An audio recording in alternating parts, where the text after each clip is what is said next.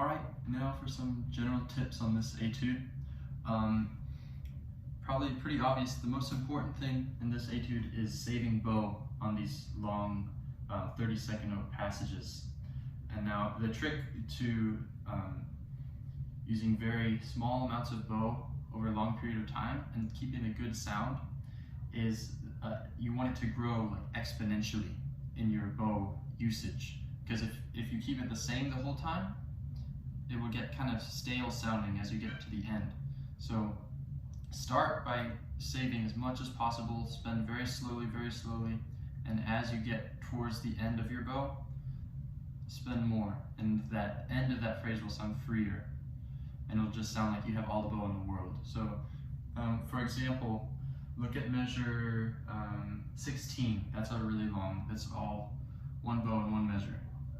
So like this.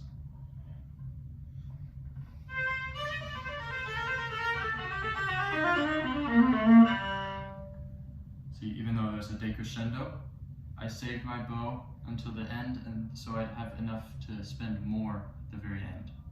And it just makes it sound nice and continuous. Positioning your bow so that you can save it is also very important. So if we look at measure 5, this is a good example right here. They changed the bowing with this pickup to measure 5. So the pickup quarter note is a down bow and the whole note is an up bow. If you start that quarter pickup down here, like it would probably be pretty easy to do that if you're not paying attention. So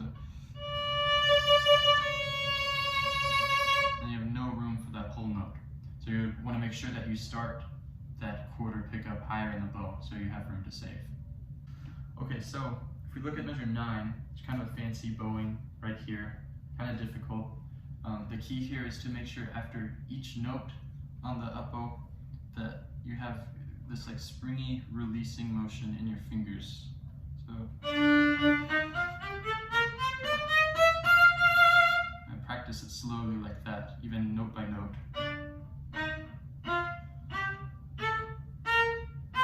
Just making sure your fingers can release, and they should feel very loose and like springy. And as you get to the frog, you can let it come off the string, and then gradually speed that up. Another really hard measure is 22. You have this trill, and then you have to play a double stop after the trill is started, and it's a barred fifth. It's very hard to play in tune. So you have to have the fifth set in place before you actually play that low D. So going into it with those 30 seconds right before. Now when you place your 2 for the trill, when you place it on both strings, G and D string. You see? So, because then you can just start trilling and you're ready for the double stop. So feel free to leave any questions in the comments section. I'd be happy to answer them. I should have the next etude video soon, hopefully. And yeah, thanks for watching.